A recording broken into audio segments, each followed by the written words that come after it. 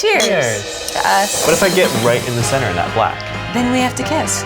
I'll get a pic of it too, just so we have it for the record. The first time you see my face, I am like standing next to a giant portrait of my ass. I freaking put this in my mouth. I smelled it and I said no go.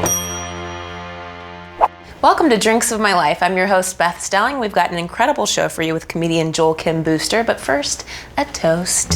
Thank you. I'd like to make a toast to Instagram accounts that are set to private. Just so you know, I read your bio like a tombstone. This is Drinks of My Life.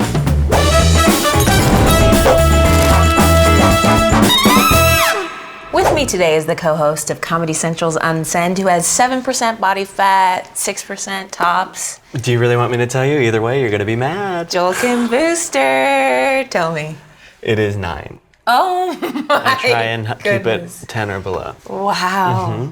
On the show, Joel, we like to start with a little icebreaker. How do you feel about playing a classic bar game with a twist? I feel like I'm contractually obligated to do it. Okay, so in this game, the only way to avoid sharing a dark truth or doing a stupid dare is accuracy. Because this is truth or darts.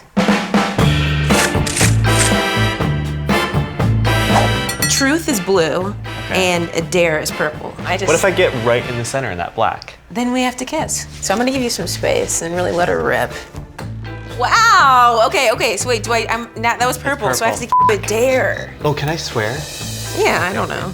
I'm gonna dare you. You have to record a promotion on my phone for shows that I have coming up in a British accent. Okay.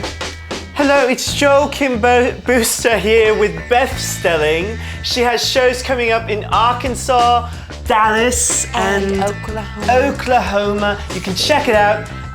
Go to her website, bethstelling.com, for all the details. I, once again, have been Joel Kim Booster. Thank you so much, Beth. You got dared. You have a couple more. What? Was that good or bad? That was really good, honestly. Thank you. I thought so too. With no prep. Notting Hill, too. Whoa! Okay, that's a truth. That's a truth, but we almost had to kiss. We almost kissed. Name the most recent person whose text you didn't return. Oh. Let me see, actually. I'm pretty good at responding to. It was my mom. I'm a bad person. No, you're not. But at least she was in the top. They're getting a hot tub.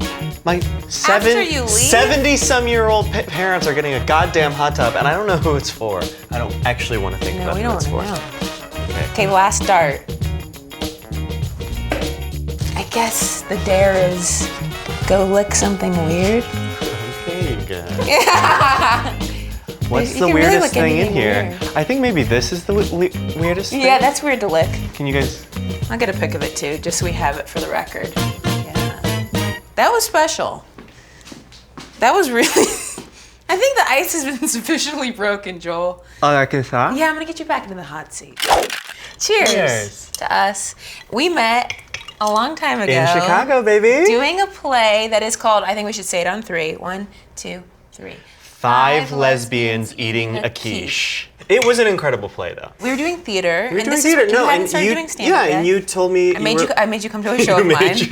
You made me come to a bar show I'm sorry. the bar. It just sort of opened my eyes to the possibilities of like what stand-up could be, and I didn't even really start to. It wasn't like an immediate thing of like, oh, let me go home and try it right away. But it was like when I was a kid, it was like Dane Cook. Same. I mean, I had his album and I listened to it. Well, I mean, I think he came to my school. And I think we went wild, and like everybody did. But that to me, I was like, oh, that's not for me though. Right. Like I'm not going to be able to do that. I also didn't feel like I could do that. Yes, exactly. Yeah. And like. And then you saw me and you were like, I could do that. I was like, this shit's easy. It was really exciting. So glad you started doing it. And I don't know, it's pretty incredible how quickly I think that you have found your voice and become so strong. I have moved on from talking about so much of my background in many ways, but it still is such important context to have about some of my jokes. Like when I write a joke that like even vaguely references my parents, sometimes I'll get like blank and then I'll be like, oh, by the way, my parents are white. That's why that is a joke. And with your first Conans and stuff, like how did your family feel?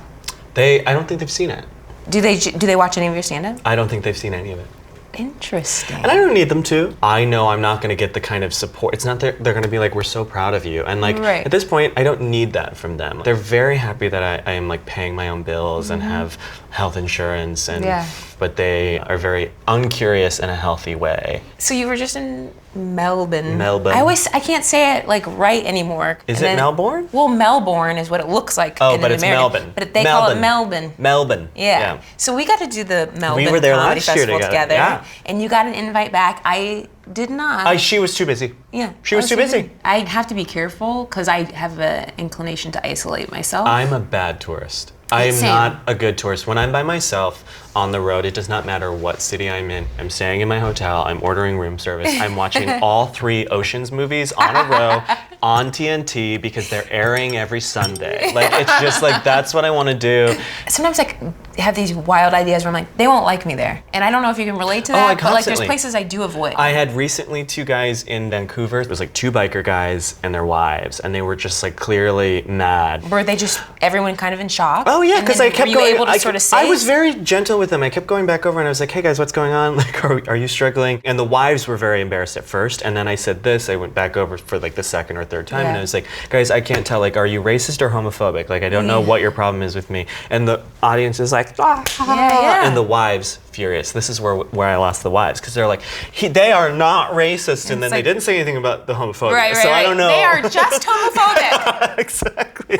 And so then all 4 of them were mad, and I'm like, I'm not going to do material while this is happening. So I made the other side of the audience get up, and I picked 4 women and made them do a fashion show, and I did commentary on that. So fun. I was like, I should do this every show. Yeah, I know, it kills 10 minutes or something.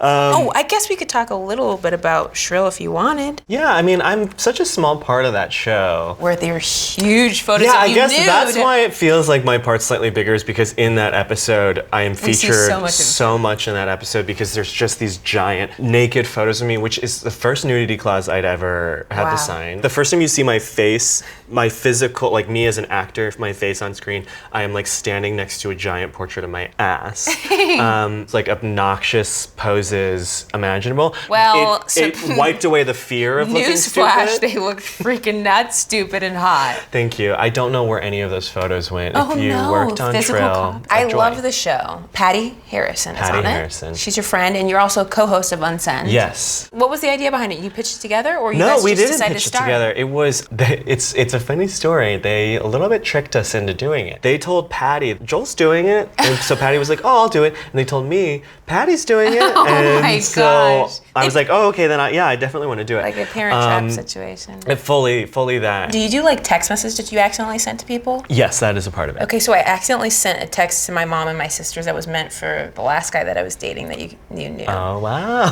And it says...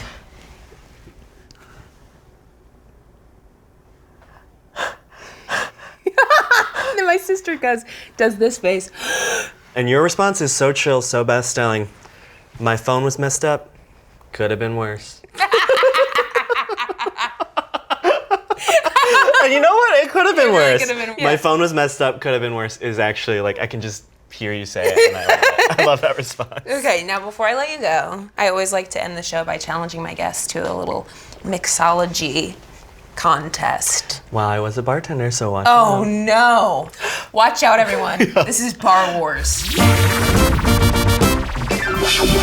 Okay, Joel, with only 60 seconds on the clock, we're gonna compete to make the perfect mixed drink. These drinks are not gonna be good, but the one that's the least not good wins. We're gonna make a Pina Colada. You've got all the ingredients in front of you needed to make this cocktail. Some ingredients, I don't know, might not be what you would typically find in a Pina Colada, but you're free to use whatever you like. Best tasting cocktail wins. You've got 60 seconds starting in 5, 4, go. Ah! Okay. Skills oh my point God. over here. No. Okay. Oh, he's tasting the product. Joel is tasting the product before he puts it into the blender. There you go. Maybe a little. Got about 30 seconds, guys. Got about 30 seconds. Oh no! I couldn't put the whole thing in there. Oh well. What's that? Oh. Ew! Bad lunch. Uh-oh. No! That's salt. You got about 10 We need more time! seconds left. No! Okay. Or Extension. now you have 10 seconds, okay? Wait. I ate some bad stuff! There you go. All right. 5, 4, you gotta get it in the glass. Okay. 3, get it in that glass. 2.5, get it in there, beautiful. 1, oh, the garnish, he's got that on point. Yeah, don't forget to garnish the drink. Oh my God. There you go, and the umbrella, look at that. 1, 0, done. Well, I freaking put this in my mouth. What is that? Paprika? I smelled it and I said no go. I'm upset. all right, time for the taste test. Let's see how we did. We'll start with Mr. Joel.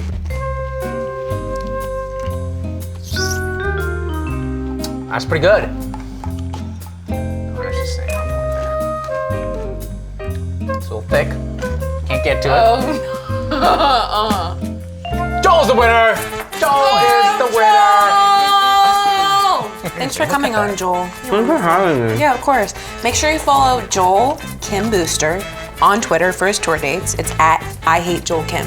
Thanks for watching. This has been Drinks of My Life. I got a brain freeze.